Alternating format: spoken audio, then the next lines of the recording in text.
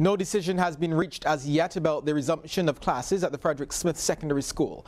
This is Education Minister Santia Bradshaw and other education officials met with students, parents and teachers at the Alexandra Secondary School today. And while an actual start date has not been identified, some students intend to assist the family of the slain colleague. Rianne Phillips tells us more.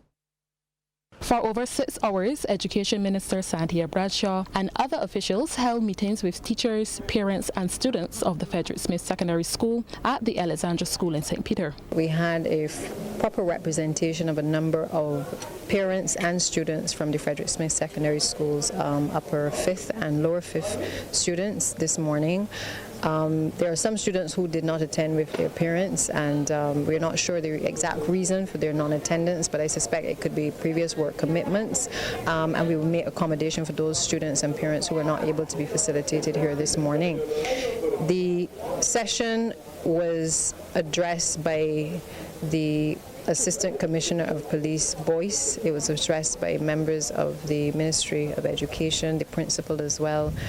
We also involved the church, and we had a very open discussion with parents and students about the tragedy which took place on Friday. And it was during one of those meetings that a parent, Rochelle Small, shared a plan created by her son to assist the family of the late Timario Holder. We know that funeral costs are very expensive and everything, and no one wants to bury a child.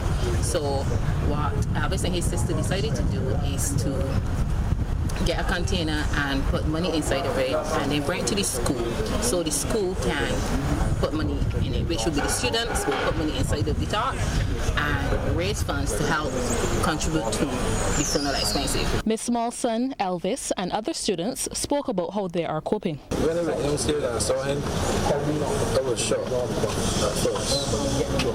So then I didn't get the night's sleep, but then after that I started to check it in that he's gone up. So that's all I could do. Nobody can do nothing. Outside actually helped. Today actually helped. And I get some liver out, but they can still do it. Timario would be missed because he brought life to the classroom. I just want to say that I'm sorry that it happened like that and it couldn't get solved. Well grateful for the opportunity to hear firsthand from the Education Minister, some parents voiced concerns about the school. The Ministry of Education is expected to release a statement outlining a plan of action going forward. Rianne Phillips, CBC News. The student of the Frederick Smith Secondary School who was involved in the stabbing incident which led to the death of his schoolmate Timario Holder has been remanded to the Government Industrial Schools at Dodds. This after he appeared in the Holtown Magistrates Court today charged with murder. 16-year-old Holder, formerly of Checker Hall, St. Lucie, died after suffering stabbing injuries during an incident on the school's compound on November 8th. The name and age of the accused are being withheld because he is a minor. Since the incident, classes at the Trent's St. James Institution have been suspended. There's been another incident involving 2 boys, this time from the St. Leonard's School. According to police, a 14-year-old student allegedly stabbed a 16-year-old in the Barbaries Hill St. Michael area this evening.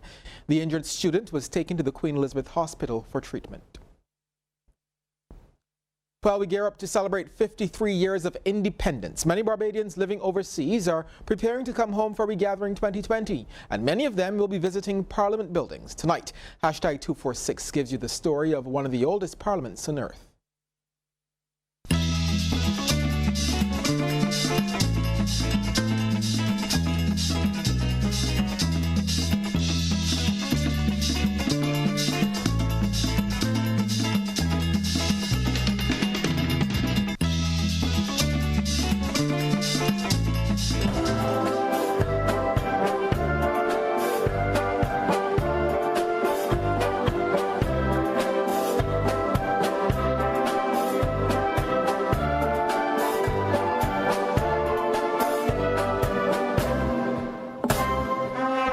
On June 26, 1639, the Barbados Parliament was established. Now, it's the third oldest parliament in the entire Americas and one of the oldest out of all the Commonwealth nations.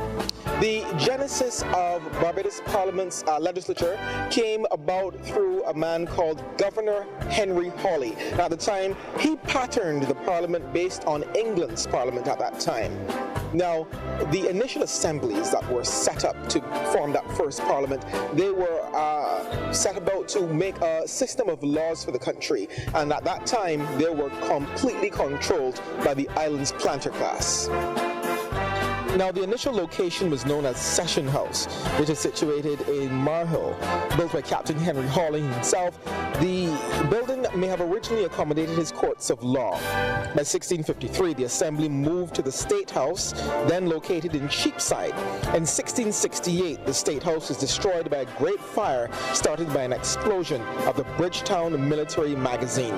Now, over the next century or so, the colony's elected officials assembled at various locations all over Bridgetown, which were rented taverns and homes of merchants and landlords. In 1968, the Barbados Parliament was presented two complete libraries of parliamentary and constitutional works of reference by the British House of Commons to celebrate political independence with membership to the Commonwealth. The current Parliament buildings were built in the neo-Gothic style in the early 1870s on the site of what was known as the New Burnt District, which was part of a 10-acre area in the town that was destroyed by the Great Fire in 1860. The Parliament of Barbados in its current form was first introduced after the 1961 general elections.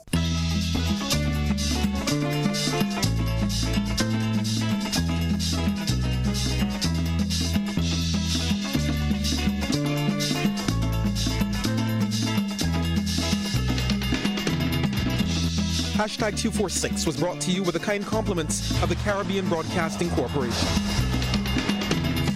Here's a tip from Cooperators General Insurance. This tip of the day is brought to you by Cooperators General Insurance Company Limited.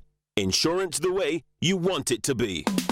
You know, the criminological theory of anomie by Robert K. Merton suggests that people turn to crime because they are unable to achieve their goals by any other means.